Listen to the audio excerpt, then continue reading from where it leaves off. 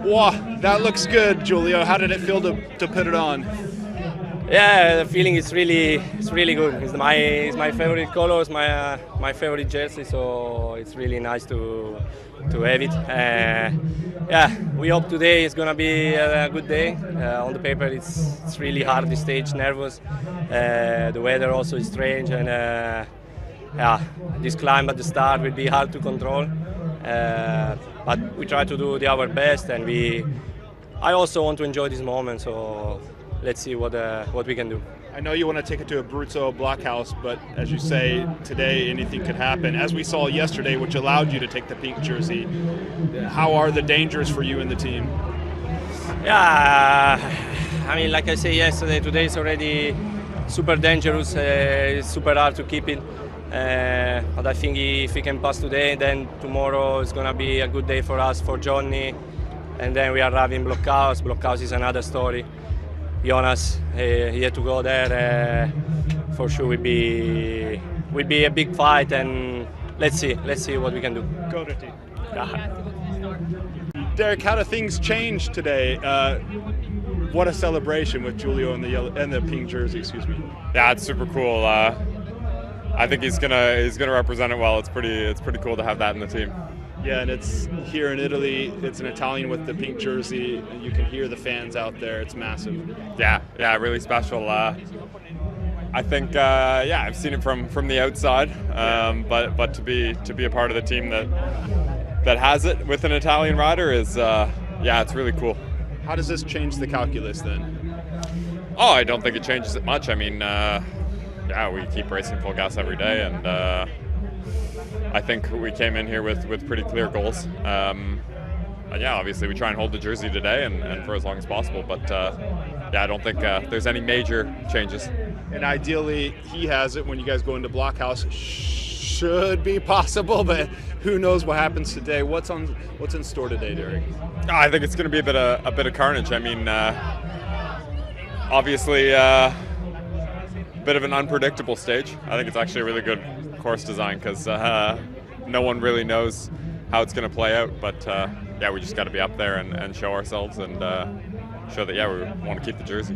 And if any team's looking for a lesson, I think Movistar gave a good one yesterday, how you can go out there and really bash the heads in and make a difference.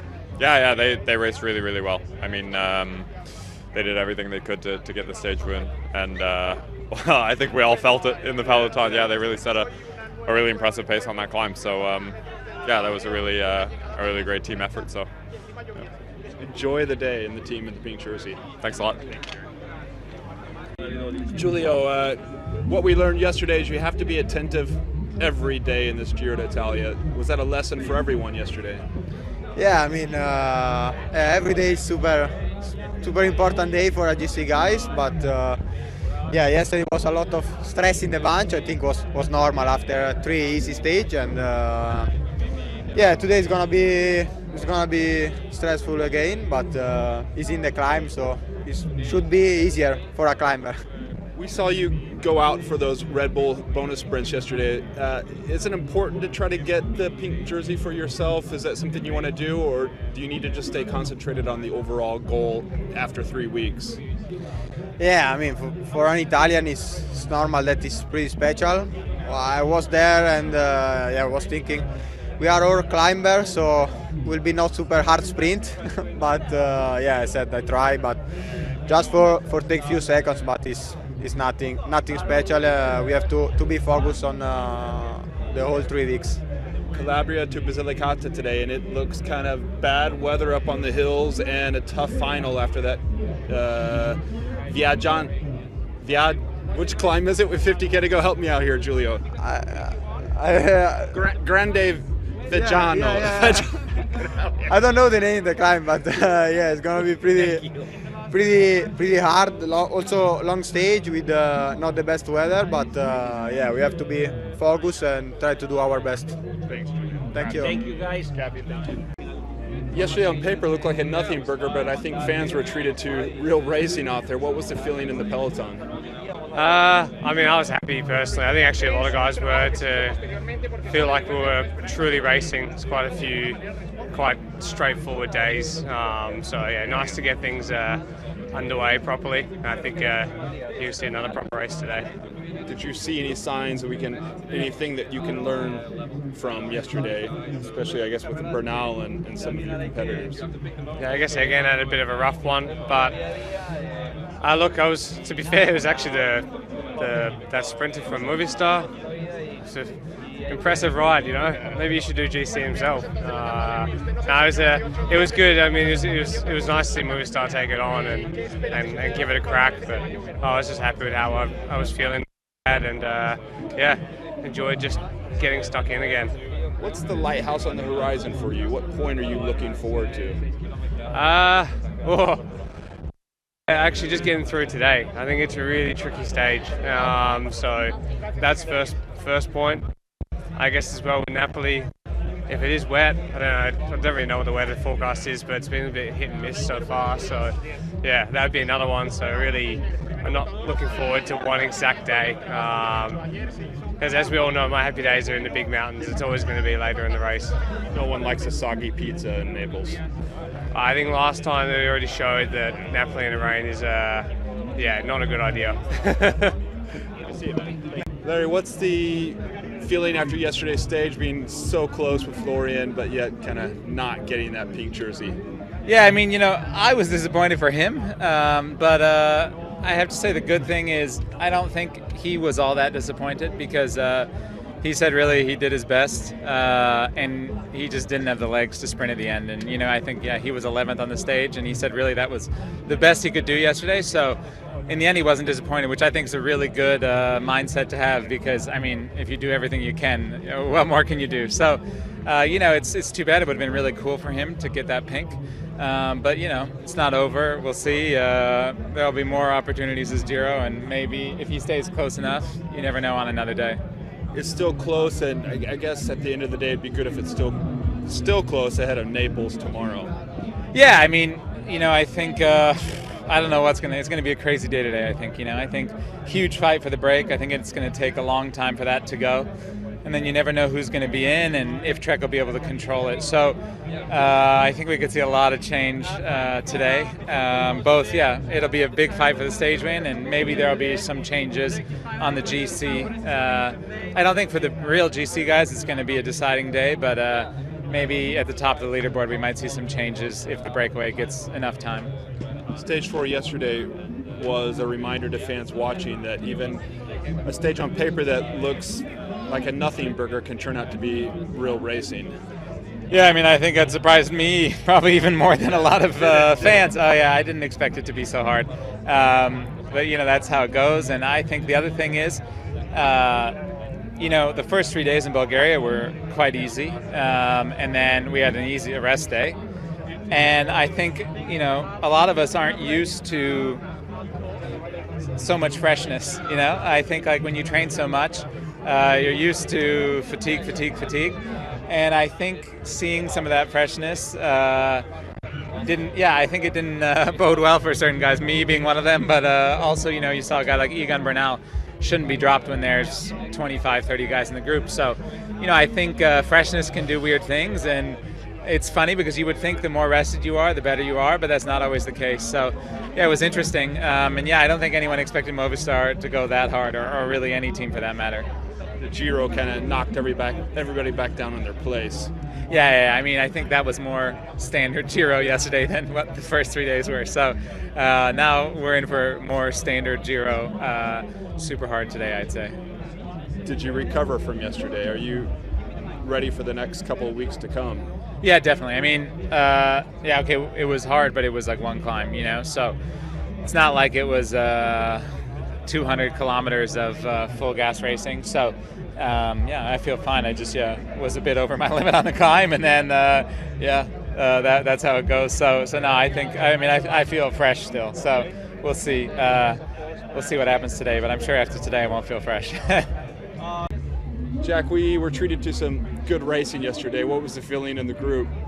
No, absolutely. I think yesterday was sort of the first real start to the Giro d'Italia. We had quite a few easy stages, and now it definitely feels as though the mentality of the Peloton has changed quite a bit, and we saw there were a few teams, especially Movistar, that were very invested in trying to make it very difficult yesterday for a very reduced one sprint. And I imagine we'll probably see, again, the similar mentality going forward into today. Are alarm bells going off inside Casa Net Company with Bernal and being distanced early on in that climb? No, not yet. I think we'll get a clearer picture after stage 7. I think for Bernal, he didn't have the best preparation coming into this race, and he hasn't had too many race days, so we're just kind of hoping that it was just a bit of a bad day after the rest day and the travel from Bulgaria, and also just like the change in racing. To be honest, we almost did 1 week quite easy once you take into account the tapering period and everything like this, so I hope that we can see a better version of Bernal going forward. Explain the next couple of days coming up. Today looks pretty dangerous, but then yesterday didn't look too dangerous, and we had a dangerous day, and tomorrow's Naples and Blockhouse on the horizon. I think today can be quite tricky, especially if we throw into the account maybe some bad weather, and it looks quite cold across the top of the plateau once we go up the last steep climb. And then we've just got this tricky kind of finale with a bit of a small climb with sort of 3Ks to go, 4Ks to go, and I think you can see also a bit of a strange scenario where there's still a lot of riders, maybe 40 riders on less than 2 minutes. And Trek with the Maya Rosa, they don't exactly have a strong team for defending this. They have a team around Jonathan Milan. So I imagine quite a hectic, hard fight for the breakaway, which could lead to a bit of a difficult situation for Trek if they don't quite get the composition right. Riders are close and they want that Maglia Rosa. No, absolutely. I think there's a lot of riders that sort of can see that this is a very good opportunity to take the jersey, and also there's probably a lot of riders and teams that are looking to try and capitalize going forward into Blockhouse and getting as many riders sort of up there and close to Jonas. In the end, he's the biggest favorite, and I think if you sort of take time on a stage like today, which is maybe a little bit more unpredictable, is much easier than trying to take time on, for example, Blockhouse. No worries. Markel, what lessons did you learn last year in the Vuelta, taking into this Giro d'Italia? 20 years old, I mean, you got a lot ahead of you. Yeah, I mean, my second Grand Tour already. I did the Vuelta that, I used that Grand Tour to learn a lot about the guys with more experience than me. And I mean, my second Grand Tour, I'm feeling great, to be honest. We just did 4 stages, but yeah, I mean, it's a good start of the Giro, so we will see how it goes in the upcoming days. Yesterday, specifically after the Bulgarian stages, it felt like the Giro really started, and you were up there in the action. What readings do we get from yesterday from the GC guys, from yourself?